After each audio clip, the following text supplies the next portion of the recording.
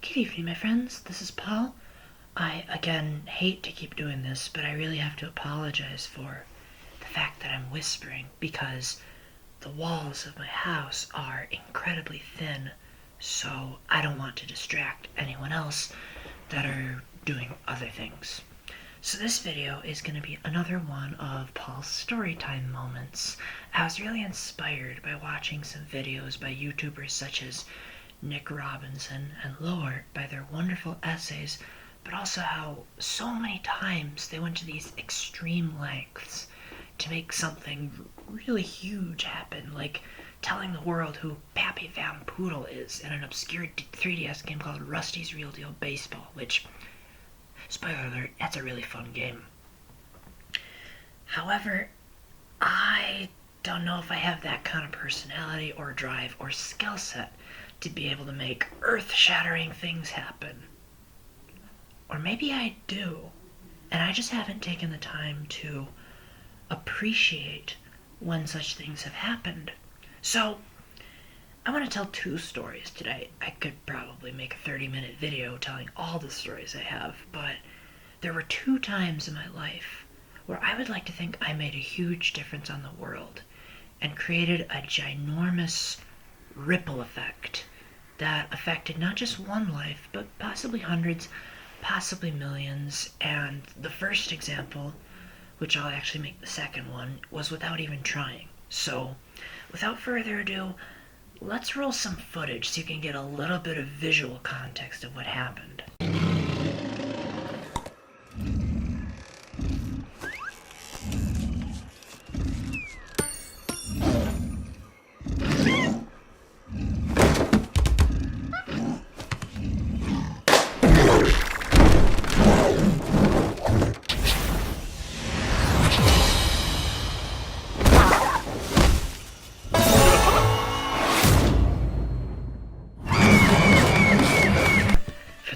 Example, we have to go back to the year 2014 when not only did Professor Layton vs. Phoenix Wright come out, and that was like my favorite game until Breath of the Wild came out, but it was also the year that Super Smash Bros. Came onto the 3DS and Wii U with some of the dumbest and most self-explanatory names ever. And of course, most people, when they speculate about new Smash Bros. Games, if they are anyone but me, one of the things they think about first is, who are the new characters going to be? What amazing franchises are going to be represented in Nintendo's Legacy Collection? Heck, our third party is going to be represented. Me, I had my fair share of wish lists, and some of them did come true, like Pac-Man and Mega Man. But the one I was really hoping for were Banjo and Kazooie, only to have those hopes dashed when Duck Hunt got in instead, which has not been confirmed, but more or less I believe that was Sakurai's excuse for not including Banjo and Kazooie, and he's like, Duck Hunt'll do. Yeah, well, the thing is, Smash Bros. Isn't just about characters, it's also about stages and music, and all sorts of other fan service. I thought, wouldn't it be cool if Mumbo Jumbo was an assist trophy, or you had Click Clock Wood as a stage? Well, I didn't want to give up hope, even though it was the last Super Smash Bros. Game, supposedly. At the time, near the end of its lifespan, it was announced that Nintendo was going to be releasing DLC. That in and of itself raised a lot of warning bells at first, because Nintendo fans, more or less, are usually skeptical about games with DLC content. However, I just barely was informed of what was known as the Smash Ballot, which arrived in 2015 as a way for the fans themselves to petition straight to Nintendo to say, these are the characters that I want in the game. My friend Steve just casually sent me a Facebook link saying, hey Paul, did you see this? And as I looked at the form, it said something along the lines of, please enter the name of the character you want, what franchise they're from, and your reasons why they put it in. So I wrote Banjo and Kazooie from Banjo-Kazooie, And I don't remember my exact words, but it went something along the lines of, Banjo and Kazooie used to be owned by Nintendo, and their moveset would be perfect for Super Smash Bros. And after the DLC finally finished rolling out, and Sakurai at the time seemed like he was pretty confident that would be the last Super Smash Bros. Games, that seemed like it would be the end of my dream. Oh, people wanted Cloud and Bayonetta over Banjo and Kazooie? And not only that, but Corrin took up one of the spots, who wasn't even voted for? But then, a glimmer of hope resurfaced in the year 2018, when it was revealed another Smash Bros. Game would be coming out on the Switch. At the time, everyone thought it was just going to be a port of Super Smash Bros. For Wii U. And that's when I started becoming really aggressive about wanting Banjo and Kazooie in the game. That's when every moment I could, I would go up to my coworkers, go up to my friends, and say, guys, this is going to be the game where Banjo and Kazooie make it in. Because they used to be owned by Nintendo, Phil Spencer has said he does not mind Banjo and Kazooie being in Super Smash Bros. They said, no, Paul, no way is that going to happen. First of all, Nintendo would have to talk to the competition. And Nintendo's not going to want to do that. They've already signed over the rights to Microsoft, and that just seems like an un-Nintendo move to do. They don't care about you, Paul. You're not important to them. I was like, but I voted for Banjo and Kazooie in the Smash ballot, and I think it's still a possibility that they could make negotiations. Numerous times I was shot down. There were a couple of YouTubers that took my side. There were a handful of YouTubers that tried to gather evidence, but they resorted more or less to leaks. I didn't. I kept saying, I think Nintendo will make it happen. If they could put Cloud in there, admittedly their effort was pretty pathetic, but they still made it happen. I said Banjo and Kazooie will get in. The final roster was revealed. Banjo and Kazooie were nowhere to be seen. I said, they'll probably be there in DLC. Fighters Pass 1 was announced. And year after year, finally, E3 2019 comes along.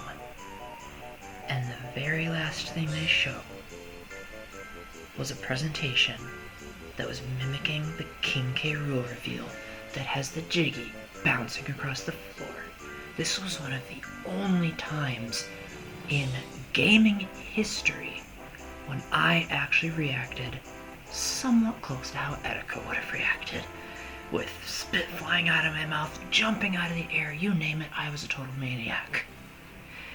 And then, just to further add to my cumulative amazement, then there was the presentation, which I didn't really need the presentation to be convinced, but I watched it anyway after the fact. And Sakurai says, we continued receiving requests from Western fans in particular that Banjo and Kazooie are popular characters, and so we decided that we were going to include them.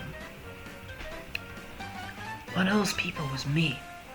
I submitted my vote in the Smash ballot, and Sakurai called me and whoever else joined me in voting out in the presentation. Maybe it wasn't by name, but I was able to impact history.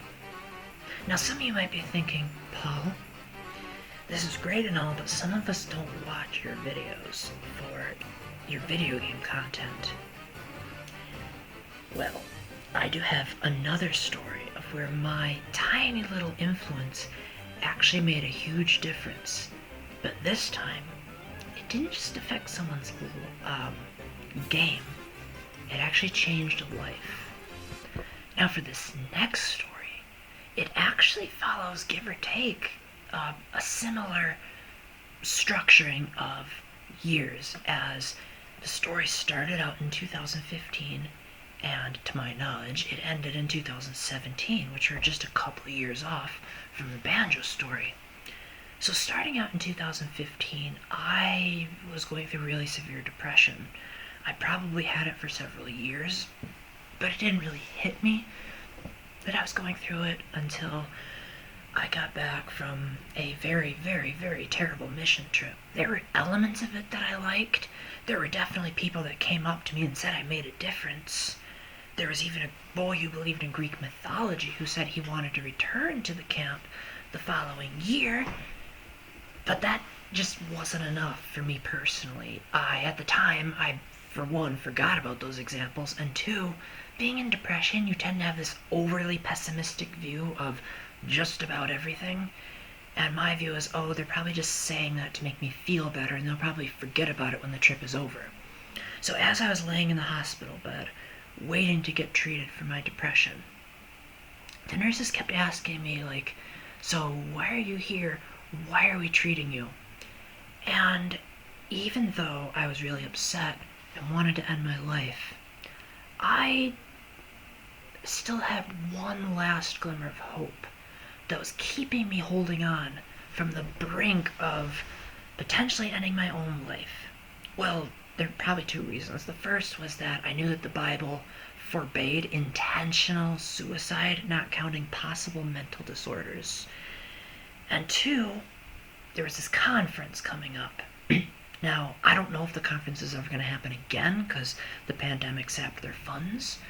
But at the time, going into February 2016, I was so determined to chaperone this conference that I said, this will be the final straw.